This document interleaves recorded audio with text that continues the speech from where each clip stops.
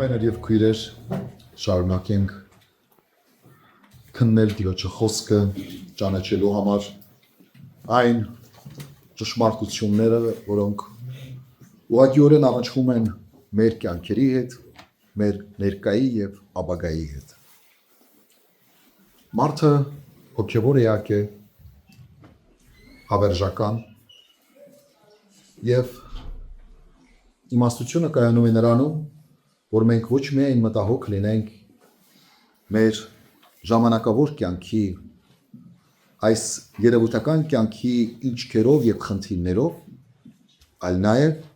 մեր հավերժական կյանքի մասին լինենք մտահոգ։ Մանավանդ, որ Աստված ամեն բան արել է մեզ համար, որպեսզի ճանաչենք այն ճամփան, ճանաչենք այն ուղին, որ տանում է դեպի հավերժություն։ Եվ եթե մենք չենք ճանաչում այդ ճամփան, այդ ուղին, եթե մենք հետաքրքրված չենք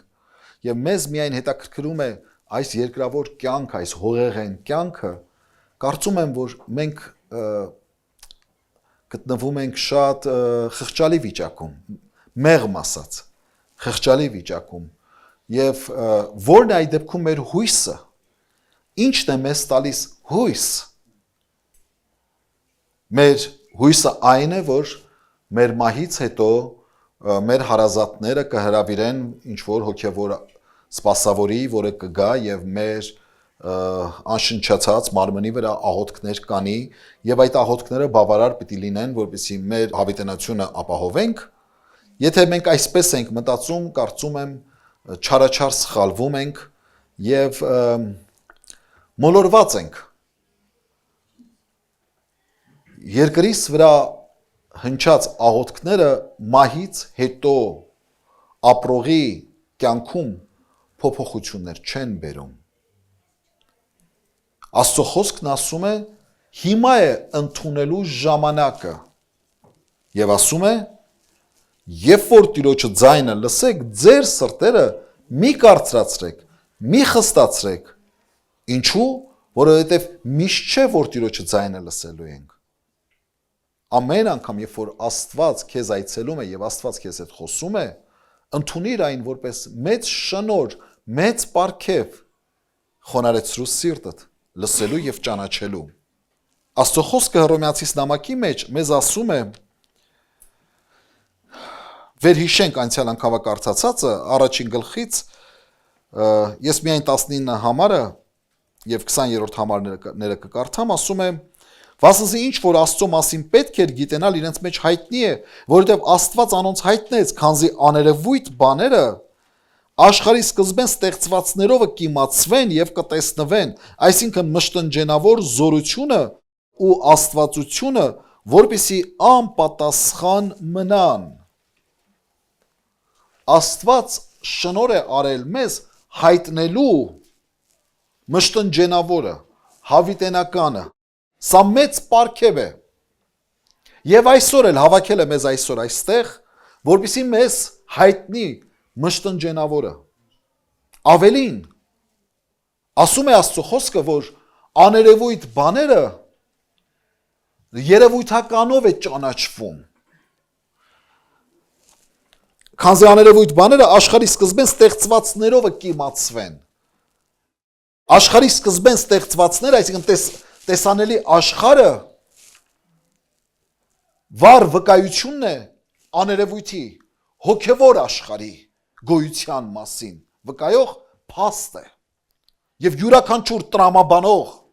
բանական էակ եթե ազնիվ լինի ինքը իր հետ ինքը իր սրտի հետ ազնիվ լինի կհասկանա կգիտակցի որ այն ինչ որ իմ աչքը տեսնում է սա չի կարող գոյություն ունենալ առանց ստեղծագործի ուստի այստեղից է սկսվում այն ճամփորդությունը, որը մենք կոչում ենք հոգևոր փնտրտուքներ, հոգևոր ճանաչողություն, հոգևորը փնտրելու ուղի։ Ուղիներ աշխարհի շատ կրոններ առաջարկում են, բայց միայն մեր Փրկիչներ Հիսուս Քրիստոսն ասաց. ես եմ ճամփան, ճշմարտությունը եւ կյանքը, ու ոչ ոք հոր մոտ չի գնա բացի միայն ինձանով։ Առանց քննադատելու, առանց քարկոծելու ուրիշներին Մենք հավատում ենք Քրիստոս Հիսուսի ասած խոսքերի ճշմարտացիությունը, մանավանդ որ նա այդ ճշմարտացիությունը փաստեց, հաստատեց ոչ միայն իր մահով, այլ առավել իր հարությամբ, իր կենթանությամբ, մայից հետո կենթանանալով, հարություն առնելով։ Եվ սա կնքեց իր ապրած կյանքի, իր ուսմունքի, իր ուսուցումների, իր ծննդյան եւ իր զոհի ճշմարտացիությունը։ Նրա հարությունը ինձ տալիս է վստահություն, որպեսզի ես ճանաչեմ ճշմարտությունը, որպեսզի ես քայլեմ այդ ճանապարհով։ Ինքն ասած, ես եմ ճամփան, ես եմ ճշմարտությունը։ Եթե նա լոկ միայն բարի ուսուցիչ լիներ, լավ բաներ սովորեցնող լիներ, այո, ես հարգում եմ, ընդունում եմ, Բուդան էլ հրաշալի ուսուցիչ է եղել, շատ լավ բաներ է սովորեցրել։ Բայց դեպի հավերժություն տանող ճամփան չի կարող նա լինել։ Դեպի հայրը տանող ուղին չի կարող նա լինել։ Նա կարող է կերտել քո մեջ բարի, մարդասեր, բնությունը սիրող ինքնություն, բայց դա բավարար չէ, որպեսզի մենք այդ կյանքի եւ մահվան շեմին կանգնած լինելով ունենանք երաշխիք, որ այդ եզրագծից այն կողմ դեպի հոգևոր աշխարհ իմ ճամփորդությունը ապահովված է։ Այն միայն կարող է ապահովել Տեր Հիսուս Քրիստոսը, որովհետև նա էր, որ փրկագնեց մեզ, նա էր, որ իր կյանքը զոհեց, իր արյունը թափեց, սրբագործելով մեզ։ Մենք շարունակում ենք խոսել հոգևոր աշխարհի մասին։ Աստծո խոսքը հորդորում է, որ մենք ճանաչենք այն, փնտրենք այն։ Ասում է, աշխարհի սկզբեն ստեղծվածներով կիմացվի ինչը, մշտնջենավորը, հավիտենականը, հոգևորը, աներևույթը։ Անցյալ անգամ մենք ասացինք, որ որքան կարևոր է, որ մենք հետաքրքրված լինենք հոգևորի կամ հոգևորով։ Ինչու, որովհետև եթե մենք հետաքրքրված չենք ձգտում ճանաչել հոգևոր աշխարհի կառուցվածքը, մենք անշուշտ մի օր առերեսվելու ենք նրա հետ եւ կրելու ենք հետևանքներ։ Եթե մենք հետաքրքրված չենք հոգևոր աշխարհով, հոգևոր կյանքով հետաքրքրված չենք, մի օր անպայման առերեսվելու ենք նրա հետ եւ անպատճառ կրելու ենք հետևանքներ։ Ուստի Աստված, քանի դեռ մեզ տվել է միտք, խելք, մտածելու կարողություն, կյանք, ժամանակ, մենք պետք է հետաքրքրվենք, պետք է փափագենք ճանաչել հոգևոր աշխարհը եւ նրա կառուցվածքը։ Երկրորդ նաեւ մենք խոսեցինք, որ հոգևոր աշխարհը արձագանքում է այն ամենին, ինչ տեղի է ունենում նյութական աշխարհում։ Այն ինչ կատարվում է նյութական աշխարհում, անպայման հոգևոր աշխարհը արձագանքում է դրան։ Նա փոխկապակցված է։ Աստված, ինչպես որոշ ուսուցումներ, որոշ փիլիսոփայություններ ասում են, որ Աստված այո արարիչ կա, ստեղծագործ կա, բայց նա վեր է ամեն ինչ եւ նա հետաքրքրված չէ, ինչ է կատարվում երկրից վրա, իրականությունը այդպես չէ, Սուրբ Գիրքը մեզ հակառակն է սովորեցնում։ Նա սովորեցնում է, որ ամեն բան փոխկապակցված է եւ այն ինչ որ տեղի ունենում հոգեվոր աշխարհում, այն անպայման իր ազդեցությունն է թողնում նյութական աշխարհի վրա եւ այն ինչ որ տեղի է ունենում նյութական աշխարհում, այն իր ազդեցությունն է թողնում հոգեվոր աշխարհի վրա։ Այսօր էլ մի քանի ճշմարտություններ միասին կքննենք, սիրելիներ, հոգեվոր աշխարհի մասին խոսելով։ Սաղմոս 90 1-ից 6-րդ համարներ ընթերցենք։ Ով Տեր, դու մեզ ապավեն եղար ազգից միջև ազգ, լեռներուն ծնանել են առաջ, երկրի եւ աշխարհի ստեղծվել են առաջ, հավիտենից միջև հավիտյանս դու ես Աստված։ դու մարդը փոշի կդարձնես ու կսես ետ դարձեք մարդու որդիներ, վասնզի 1000 տարին քո արջև երեկվա պես է, որ անցավ, կամ գիշերվա պահու պես, կընկղմես զանոնք երազի պես կլան, արտուն կանաչած խոտի պես կլան, առավոտյան կծաղկեն ու կկանաչտան, իրիկունը կկտրվի ու կչորանա։ Սաղմոսերքուն խոսում է, որ Աստված ժամանակից, տարածությունից և մատերիայից դուրս է։ Նա ավելի բարձր է, քան ժամանակը, քան տարածությունը, քան մատերիան։ Ուրիշ խոսքով հոգևոր աշխարհում չկա ժամանակ, տարածություն և մատերիա։ Աստված կար լեռները ստեղծվելուց առաջ, երկիրը և աշխարհը ստեղծվել են առաջ, հավիտենից մինչև հավիտյանս դու ես Աստված։ Երբ ոչինչ չկար, կար Աստված և կար հավիտենություն։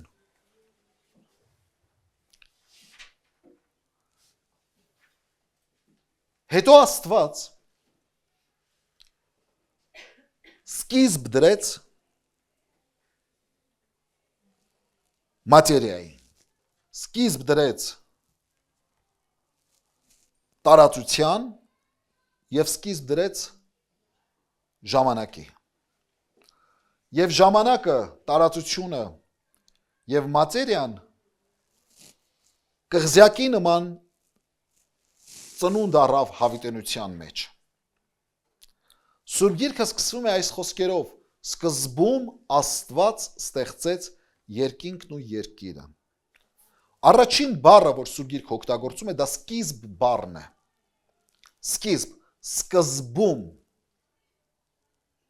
Աստված ստեղծեց։ Սա նշանակում է, որ կար Աստված, որից հետո է ծնունդ առել սկիզբը։ Սկիզբը չկար Աստծուց առաջ։ Ոմանք հարցնում են, ասում են, բա Աստծուն ով է ստեղծել։ Սկիզբ գոյություն չի ունեցել։ Սկիզբը դա ժամանակի սկիզբն է։ Դա տարածության սկիզբն է։ Դա մատերիայի, նյութի սկիզբն է, նյութականի սկիզբն է։ Բայց Աստված կար դրանից առաջ, որը Սուրբ Գիրքը կոչում է հավիտենականություն, կամ ասում է հավիտենից մինչև հավիտյանս դու ես Աստված։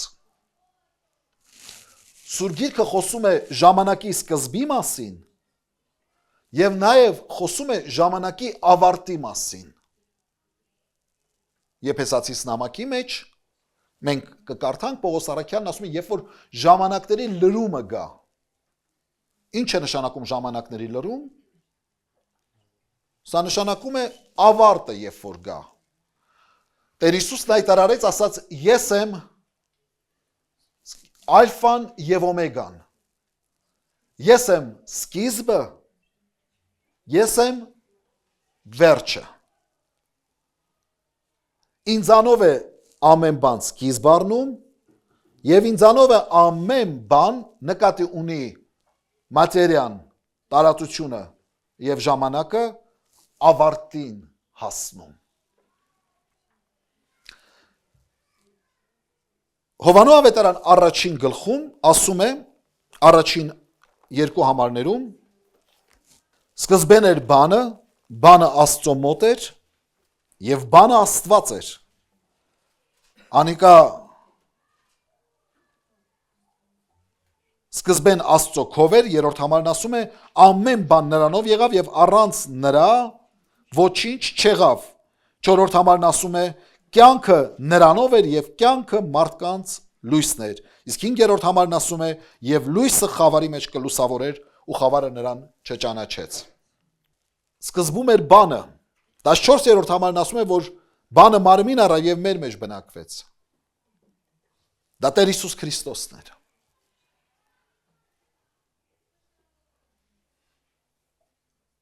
Եվ բանն Աստված էր հաջորդ խոսքն ասում է։ Սա հայտարարություն է Քրիստոսի Աստված լինելու մասին։ Նա է, որ սկիզբ է դրել ամեն բանի։ Նա է, որ արարիչն է ժամանակի, տարածության եւ մատերիայի։ Ամեն բան նրանով եղավ եւ առանց նրա ոչինչ չեղավ, ինչ որ եղավ։ Տեր Հիսուսի մարմնավորումը դա հոգևորի մարմնավորումն էր, հոգու մարմնավորումն էր, արարչի մարմնավորումն էր, կամ արարչի այցն էր, նյութական աշխարհ, տեսանելի աշխարհ։ Իր ստեղծագործությունն այցի եկավ։ Հատուկ առաքելությամբ, մարդը փրկելու առաքելությամբ։ Բայց ասում է, խավարը նրան չճանաչեց։ Նա էր լույսը, ճիշտ սա այն լույսն էր, որը ծննդոց առաջին գլխում կարդում ենք։ Սկզբում Աստված ստեղծեց երկինքն ու երկիրը, եւ երկիրը անձև էր ու պարապ, եւ անդունդի վրա խավար կար, եւ Աստծո հոգին շրջում էր ջրերի վրա, եւ Աստված ասաց լույս լինի, եւ լույս եղավ։ Սա արեգակի լույսի մասին չէ խոսքը։ Սա հոգևոր լույսի մասին է խոսքը, եւ այստեղ ճիշտ այդ լույսի մասին հիշատակում է դարձյալ Հովհաննես Ավետարանիչը։ Հոգևոր աշխարհը նյութական աշխարհի լույսն է։ Աստվածաշունչը բնութագրում է այս երկիրը որպես մահվան շուքի ձոր կամ մահվան տիրապետության տարածք, որտեղ մեղսագործություն է տեղի ունեցել եւ դատապարտված են հոգևոր էակները, որոնք որ մարմին ունեն մահվան, հավիտենական բաժանման։ Աստված իր որդին ուղարկեց, ինքը լինելով ժամանակից դուրս, իր որդին ուղարկեց այս ժամանակի մեջ, որպեսզի մարդուն փրկագնի, որպեսզի նրան դեպի հավիտենություն առաջնորդի։ Հավիտենից միջև հավիտյանս դու ես Աստված, մեր կարդացած հատվածում ասում է։ Նաև խոսում է 4-րդ համարի մեջ ասում է, վասնզի 1000 տարին քո առջևդ երեկվան պես էր, որ անցավ կամ գիշերվան պահու պես։ Կընկղմես զանոնք երազի պես կլան, արտուն կանաչած խոտի պես կլան, արտուն կծաղկեն եւ կկանաչեն իրգունը կկտրվի եւ կչորանա։ Ինչի մասին է խոսքը։ Ժամանակի մասին։ 1000 տարվա մասին է խոսքը։ 1000 տարին այսպես սիմվոլիկ թիվ է վերցված, որպես ժամանակի չափման միավոր։ Ժամանակը Աստծո մոտ, ինչ է ասում, վասնզի 1000 տարին քո առջևդ երեկվապես էր, որ անցավ։ Այս կարդացած խոսքերից մենք եզրակացնում ենք, որ Աստված ժամանակից դուրս է, այն ոչինչի նման է, այն կանաչ խոտի նման է, որ այսօր կանաչած է, իրիկունը արդեն չորացած է։ Ժամանակը։ Ինչու, որովհետև նա ժամանակից դուրս է ապրում։ Հոգևոր աշխարհում չկա անցյալ, հոգևոր աշխարհում չկա ապագա, հոգևոր աշխարհում կա ներկա իրականություն։ Տարածության մեջ անցած ուղու այդ տևողությունն է կոչվում ժամանակ։ Տարածության մեջ անցած այդ ուղու տևողությունը կոչվում է ժամանակ։ Հոգևոր աշխարհում չկա տարածություն։ Ուստի եւ չկա ժամանակ։ Այն ներկա իրականություն է։ Հոգևոր աշխարհում չկա տարածություն, ուստի եւ չկա ժամանակ։ Դրա համար Աստված կարող է միառժամանակ լինել ամեն օր։ Չկա տարածություն եւ չկա ժամանակ, դրա համար նա միառժամանակ կարող է լինել ամեն օր։ Տարածության մեջ ապրողներիս համար, մատերիայում ապրողներիս համար դժվար է սա անցալել։ Ոնց կարամ ես միևնույն ժամանակ լինեմ Հայաստանում եւ Ամերիկայում, որովհետեւ կա տարածություն եւ կա ուղի, որը որ պետք է կտրել, անցնել լինելու համար այնտեղ, եւ դա ժամանակ է պահանջում։ Բայց նա, որ ժամանակից դուրս է, նա կարող է միևնույն ժամանակ լինել ամեն օր։ Ահավասիկ Եսայի մարգարեն այս խոսքերն է ասում 57-րդ գլխում 15-րդ համարում ասում է քանզի այսպես է ասում բարձրը ու բարձրյալը որ հավիտենության մեջ կբնակվի ու անոր անունը սուրբ է ես բարձր ու սուրբ տեղը կբնակվեմ բայց կոտրած ու խոնար հոգի ունեցողի հետ եմ որպեսզի խոնարհների հոգին կենթանացնեմ եւ կոտրած սրտերը ապրեցնեմ Աստծո անուններից մեկը բարձրյալ է բարձր ու բարձրյալ Սա ինչ է նշանակում սա նշանակում է մատերիայից եւ տարածությունից վեր եղող դուրս եղող մեկը Աստված դուրս է ամեն ինչից բարձր եւ բարձրյալը այսպես է ասում որ հավիտենության մեջ կբնակվի ոչ թե ժամանակի մեջ կբնակվի այլ հավիտենության մեջ կբնակվի Սա է իր բնակության վայրը Սակայն կարևոր մի հայտարարություն է անում այստեղ Մարգարեն ասում է Ես բարձր ու սուրբ տեղը կբնակվեմ Աստված է ասում բայց կոտրած ու խոնար հոգի ունեցողի հետ է Թեև նա ժամանակից դուրս է բնակվում թեև նա հավիտենության մեջ է բնակվում սակայն միևնույն ժամանակ նա կարող է լինել ում հետ խոնար սիրտ ունեցողի հետ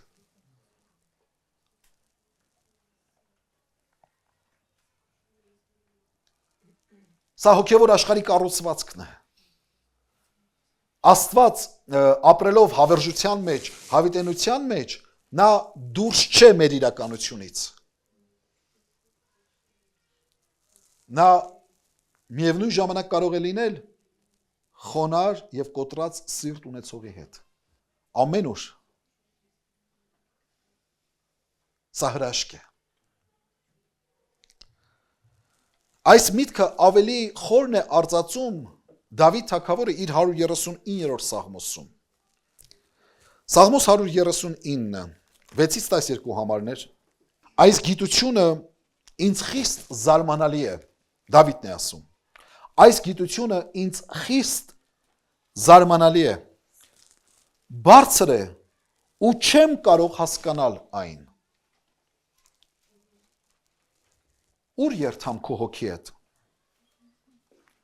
Եվ քո երեսիցդ ուր փախչեմ Եթե երկինքը ելնեմ դուն հոնես Եթե դժոխք անկողինս անեմ ահա դուն հոնես Եթե արշալույսի թևերն առնեմ եւ ծովուն վերջին ծայրերը բնակվեմ հոնալ քո ձեռքդ ինձ պիտի առաջնորդե Եվ քո աջ ձեռքդ ինձ պիտի բռնե Եթե ասեմ իրավսնե խավարը ինձ պիտի ծածկե, այն ատեն գիշերնալ լույս կլա իմ բոլորտիքս, մութնալ քեզի խավար չէ, հապա գիշերը ցերեկի պես լուսավոր կլա, խավարը եւ լույսը միևնույն բանն են քո առջև, ամեն, հիանալի բացատրություն կամ նկարագրություն է տալիս իր հարցադրումներով, իր մտորումներով, իրեն համար անհասկանալի իրողություն է ներկայացնում Դավիթը, որը շատ գեղեցիկ ձևով բացատրում է մեզ, նկարագրում է մեզ Աստծո ով լինելը, կամ հոգևոր աշխարհի ինչ լինելը։ Եվ ասում է, այս գիտությունը ինձ խիստ զարմանալի է։ Սա խոսում է նրա մասին, վերադառնանք մեր առաջին կետին, որ նա Դավիթը փնտրտուքների մեջ էր, մտորումների մեջ էր, ճանաչողության ընթացքի մեջ էր, որպես հոգևոր բանական էակ։ Եվ նա չէր բավարարվում միայն երևույթական աշխարհը տեսնելով, ճանաչելով, ունենալով։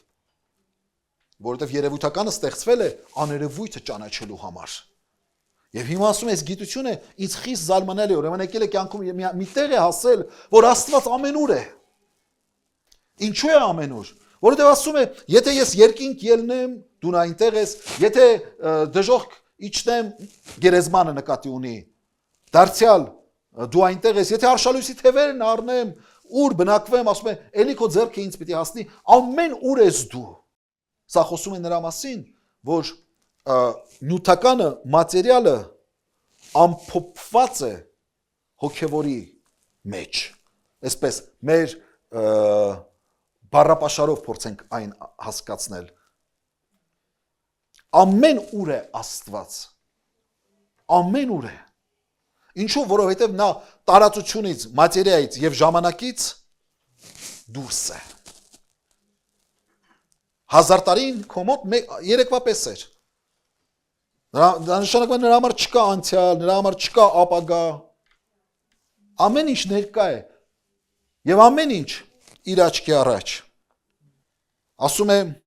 եթե երկինքը ելնեմ դու այնտեղ ես, եթե դժոխք իջնեմ դու այնտեղ ես, եթե արշալույսի թևերն առնեմ այնտեղ ես, եթե ծովի վերջի ծայրը բնակվեմ դու այնտեղ ես, հոնալ քո ձեռքը ինձ պիտի հասնի, առաջնորդի եւ այլն։ Ուրեմն կա շարժում, կա տարածություն, բայց կա անշարժ Աստված, որ ամենուր է։ Այն ներկա իրականություն է։ Հոգևոր աշխարհում գործում են այլ օրենքներ, սիրելիներ։ Եվ հոգևոր աշխարհը իրականություն է։ Ժամանակի առեղծվածը կայանում է նրանում, որ այն մի օր պետք է իր ավարտին հասնի։ Ինչպես այս կղզյակը հավիտենության օվկիանոսի մեջ ծնունդ առավ, մի օր էլ այդ կղզյակը հավիտենության օվկիանոսի մեջ պետք է ընկղմվի։ Եվ դրա մասին մատերիայի ընկղմվելու մասին խոսում է Պետրոս առաքյալը իր երկրորդ նամակի մեջ, ասում է, որ տարերքները պիտի այրվեն, ինչ կա տեսանել ամեն բան պիտի այրվի, ոչնչանա եւ այնուհետեւ ասում եք նոր երկնքի ու նոր երկրի։ Հայտության գրքում մենք տեսնում ենք, որ նոր Երուսաղեմն է երկնքից իջնում եւ մատերիան նյութականը ամեն բան պետք է իր լրումին հասնի, իր վախճանը ունենա։ Հիսուսն ասաց աշխարհը սել կանցնի, բայց իմ խոսքերը չեն անցնի։ Աշխարհը անցողիկ է։ Հիսուսն ասաց, ահա ես ձեզ հետ եմ մինչև աշխարհի վերջը, աշխարհի վախճանը, աշխարհը պիտի ունենա վախճան, մատերիան պիտի ունենա վախճան։ Պողոս առաքյալն էլ խոսում է ժամանակի վախճանի մասին։ Ինչպես խոստացա հիշել սրա մասին,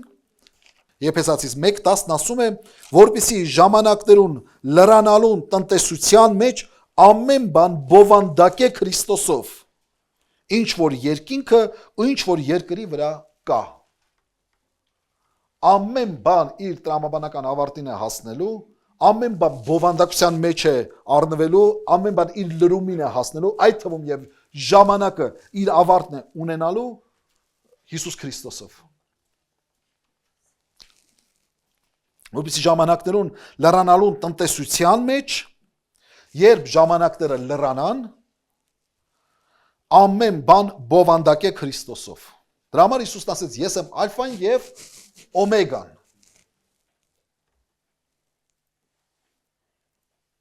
Քրիստոսով է բովանդակվելու ամեն բան։ Քրիստոսից դուրս բովանդակություն գոյություն չունի։ Կյանքի գոյության գլխավոր իմաստը Հիսուս Քրիստոսն է։ Քրիստոսի խաչն է կենտրոնում։ Մատերիայի գոյության գլխավոր իմաստը, եթե ուզում ես փնտրել, եթե ուզում ես գտնել, խաչի միջոցով է։ Քրիստոսով է։ Սրանով է իմաստավորվելու գոյությունը, սրանով է իմաստավորվելու ժամանակը, սրանով է իմաստավորվելու մատերիան, սրանով է իմաստավորվելու տարածությունը, սրանով է իմաստավորվում ամեն բան։ Աշխատանքը, ընտանիքը, ամեն բան սրան Քրիստոսով է իմաստավորվում, Քրիստոսով է բովանդակվում։ Ուրիշ մի կարևոր ճշմարտություն, որ ցանկանում եմ ձեզ փոխանցել, հոգևոր աշխարհը չունի պատեր եւ առաստաղներ։ Հոգևոր աշխարհը չունի պատեր եւ առաստաղներ։ Ինչ է դա նշանակում։ Եբրայեցիս նամակի մեջ 4-րդ գլուխ 13-րդ համարն ասում է. չկա արարածը, որ անոր դեմ չերևա, հապա ամեն բան բաց ու հայտնի է անոր աչքերուն առջև, որոնց պիտի տրվի մեր հաշիվը։ Աստծո համար գրված է, որ չկա մի արարած, որ նրա դեմ չերևա։ Ապա ամեն բան բաց է ու հայտնի է նրա աչքերի առջև։ Սա ինչ է նշանակում, որ չկան պատեր, չկա առաստաղ, չկա հատակ, ամեն բան բաց է հոգևոր աշխարհի համար։ Ամեն բան հայտնի է Աստծո համար։ Չկա պատնեշ, չկա սենյակ, չկա առաստաղ, որը ծածկի մեզ եւ Աստծուն։ Ամեն բան բաց է նրա առաջ, որին ասում է պիտի տրվի մեր հաշիվը։ Նախ ընդունենք, որ չկան պատեր եւ պատնեշներ, երկրորդ պետք է հասկանանք, մենք գիտակցենք, որ չկա ծածուկ տեղ, Աստծուց ծածուկ տեղ չկա։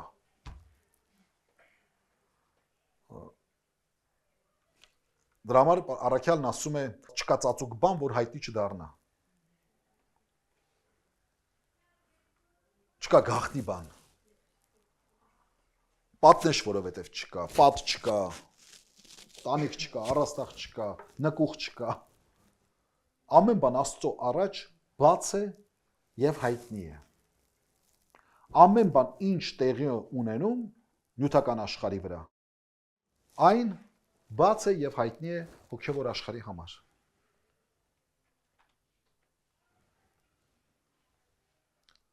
Գոյություն չունեն այդպես գաղտնի կոդերով ֆայլեր, որի մեջ մենք կարանք քողարկենք մեր գաղտնի արարքները եւ գաղտնի խորհուրդները։ Չկա տենց բան։ Ամեն բան հայտնի է, ամեն բան բաց է եւ նրա առջեւ էլ պիտի տրվի մեր հաշիվը։ Ծանոթ մեծ պատմություն է Հովանու 20:19։ Նույն օրը Մեկշաբթի իրիկունը աշակերտներուն հավաքված տեղին դռները գոց էին, այսինքն փակ էին։ Դռները փակ էին։ Հրյաների վախենալուն համար Հիսուս եկավ եւ անոնց մեջտեղը կայնեցավ եւ ըսավ անոնց խաղաղություն ձեզ։ Հարությունից հետո աշակերտները հրյաների վախից թաքնվել էին վերնատան մեջ, ուր դռներ, պատուաներ, ամեն բան փակ էր։ Բայց հաջորդի խոսքն ասում է Հիսուս հայտնվեց նրանց մեջ։ Եվ ասեց խաղաղություն ձեզ։ Եվ բնական է, ուրիշ էլ ինչ պետք է ասեր։ Մարդիկ լեղաճակ կլինեին։ Հրյաների վախից դռներ պատուան փակել էին, մոմ չվառեք, լույս չվառեք, իսկ ո մութ տեղը հանկարծ չիմանան մեր տեղը եւ այլն, մեկ էլ ճիշտ մեջտեղը հայտնվում է Հիսուս Քրիստոսը իր հարությունից հետո, իր հարուցյալ մարմնով, իր հոգևոր մարմնով, որի առջև չկա պատ, չկա առաստաղ, չկա հատակ, չկա փակ դուռ, բաց դուռ, նման բան գոյություն չունի։ Եվ ասում են նրանց մեջտեղը հայտնեց, ասեց խաղաղություն ձեզ, այդ նշանակում է հանգստացեք, մի վախեցեք։ Սա վկայում է նրա մասին, որ հոգևոր աշխարհի համար գոյություն չունեն պատնեշներ։ Պատեր գոյություն, ծածուկ բան գոյություն չունի, ծածուկ ոչինչ գոյություն չունի։ Ամեն բան հայտնի է։ Ամեն բան Աստծո առաջ է։ Այդ վախերն էր տեսնում Քրիստոս, այդ թաքնված տեղները, հրյաները գուցե չտեսնեին, մյուսները չտեսնեին, բայց Աստված տեսնում էր, Քրիստոս տեսնում էր։ Եվ հայտնվեց նրանց մեջ, ասես խաղաղություն ձեզ, ես եմ։ Մի վախեցեք, իր ամենաշատ սիրած խոսքերից մեկը։ Սրանից հետևություն, որ Աստծո մասին մեր պատկերացումները չպետք է կազմենք նյութական եւ տարածական եւ ժամանակի մտածողության կարողություններով։ Չգիտեմ ավելի պարզ ոնց բացատրեմ։ Աստված այս ամեն ինչից դուրս է։ Հոգևոր աշխարհը այսպիսինն է։ Նա դուրս է ժամանակից, նա դուրս է տարածությունից, նա դուրս է մատերիայից, բայց միևնույն ժամանակ Նրա առաջ չկան պատնեշներ, նրա առաջ չկան առաստաղներ, նրա առաջ չկան արգելքներ, պարիսպներ, փակ դռներ գոյություն չունեն։ Եվ ամեն բան նրա առաջ հայտնի է։ Որի համար էլ ասում է առաքյալը, ասում է, որին պետք է տրվի մեր հաշիվը։ Առաջին արձանագրենք այդ ճշմարտությունը, երկրորդ պետք է արձանագրենք այս ճշմարտությունը, որին հաշիվ ունենք տալու։ Աստված տեսնում է ոչ միայն մեր ֆիզիկական գործողությունները, այլ նաև Աստված կարդում է մեր մտքերը։ Սա էլ որպես հավելում ասենք։ Եվ կարող եմ օրինակ բերել ձեզ։ Տեր Հիսուս Քրիստոս հրավիրված էր Սիմեոն անունով մի փարիսեցու տուն ճաշկերույթի։ Մարդը Սիմոնը ուզում էր նրան պատված լինել Հիսուսին եւ մի քիչ հետո հոգեվոր զրույց ունենար։ Եվ միջ նրա տան մեջ էր բավական բազմություն էր հավաքվել։ Մի անառակաբարո կին մոտ գործեց այդ տուն, ապշած բոլորը նայում են, թե ով է սրան թույլ տվել մտնի այս սրբերի շրջապատ եւ ընկավ Հիսուսի ոտքերին, սկսեց արտասվել։ Ոտքերը համբուրում էր, արտասվում էր եւ հետո անարժան համարելով իրեն, որ իր արցունքները Հիսուսի ոտքերին հպվեն, սկսեց մազերով սրբել այն։ Այս ժամանակ Սիմոնը սկսեց մտածել իր մեջ, բարձր չարտահայտվեց, ասաց, եթե սա իրական մարգարե լիներ, արդեն Հիսուսին հրավիրելու նպատակը ինչ էր, անունը դրածա պատվել, հարգել, բայց իրականում ճանաչի, թե սի մարգարե է, թե մարգարե չի։ Ասում եթե սա իրական մարգարե լիներ, կիմանար, թե ով է կինը, որ իր ոտքերին է հպվում։ Եվ Հիսուս բարձրաձայն ասաց, Սիմոն, գիտեմ ով է կինը։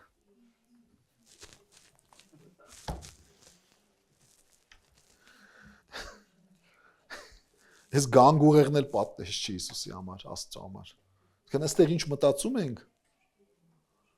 այստեղ ինչ մտածում ենք, այդ էլ անթեռնելի։ Դա էլ է կարդացվող։ Դրա համար Հիսուս օրենքի հավելում չասեմ, բայց պարզաբանում արեց։ Ասեց, ասվում է, չէ, մի սպանիր։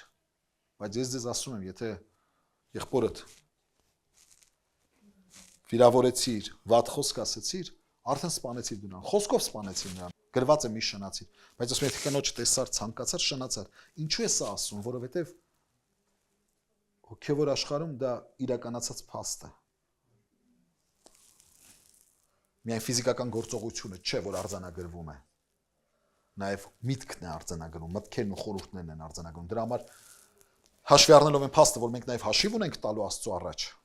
ուրեմն մենք պետք է մաքուր լինենք ոչ միայն մեր գործողությունների մեջ, մեր ֆիզիկական գործողությունների մեջ, այլ նաև պետք է մաքուր լինենք մեր խորհուրդների մեջ։ Հետևենք մեր խորհուրդներին։ Սա էլ որպես եզրակացություն այսօրվա քարոզին։ Ճանաչենք հոգևոր աշխարհի կառուցվածքը, այն կարևոր է եւ մեզ համար օգտակար է։ Աստված օրհնի ձեզ իր փառքի համար։ Ամեն։ Աղոթենք, ոտքի կանգնենք, սիրելի Հայր, ամենակալ Աստված մեծ, շնորհակալ ենք, որ քո խոսքը մեզ լուսավորում է, ով կենթանի բան, կենթանի խոսք, որ հայտնվեցիր մեզ եւ լուսավորեցիր մեր խավարած միտքը, հեթանոսության մեջ ծվարած, նյութապաշտության մեջ կորսված մարտարարածներիս հաղորդ ես դարձնում հոգևոր ճշմարտությունների հետ։ Դու մեզ իմաստություն, որ գնահատենք սա, Հայր, եւ որոնենք, փնտրենք, քայլենք այդ ճանապարհով, ճանաչելու համար ճշմարտությունը։ Քրիստոս Հիսուս մեր հայտնվիր այս խոսքը լսող յուրաքանչյուր մարդու կյանքում։ Այո, աղոթում եմ ֆիզիկական պետքերի ու կարիքների բժշկության, նորոգության եւ այցելությանդ համար, բայց առավել եւս աղոթում եմ հոգեվոր լույսի տարածման համար, ով Տեր, որովհետեւ այսօր շատ խեղճ ենք եւ չենք ուզում ճանաչել այս հոգեվոր ճշմարտությունները։ Փառք ես, որ այս ամեն ինչը խոսքիդ համաձայն ծածուկ բայեցիր աշխարհի իմաստուններից եւ հայտնեցիր գուցե աշխարհի հիմարներին Բայց Աստծո հիմարն ավելի իմաստուն է, քան աշխարհի իմաստունը։ Օրհնյալ Տեր, փառք քեզ։ Հպվիր քո Սուրբ Հոգիով ամեն մեկիս հետևություններ անել տուր Տեր այս խոսքը լսելուց, որ ոչ միայն մեր հոգևոր միտքը զարգանա, ճանաչողությունը, այլ նաև կյանքի մեջ այն կիրառելի լինի, որպեսզի փոխվեն մեր խորհուրդները, փոխվեն մեր արարքները, գիտակցելով այս ճշմարտությունները։ Անապաշխարների համար աղոթում եմ ճշմարիտ դարձ ու ապաշխարություն շնորհեսով Հայր։ Այս ու պահպանես խաղաղությանդ մեջ Տեր Աստված մեր եկեղեցին,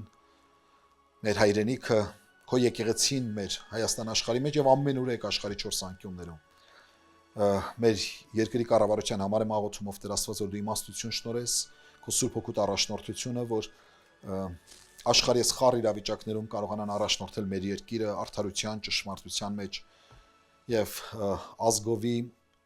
քայլենք ուղղության եւ արդարության ճանապարհներով։ Օրհնիր հիմա մեզ եւ խաղաղությանդ մեջ առաջնորդիր Հիսուսի սուրբ ու պատվական անունով։ Եվ հիմա մեր Տեր Հիսուս Քրիստոսի շնորհքը, Հայր Աստծո սերը եւ Սուրբ Հոգու հաղորդակցությունը ձեզ հետ լինի, գնացեք Տիրոջ խաղաղությամբ։ Ամեն։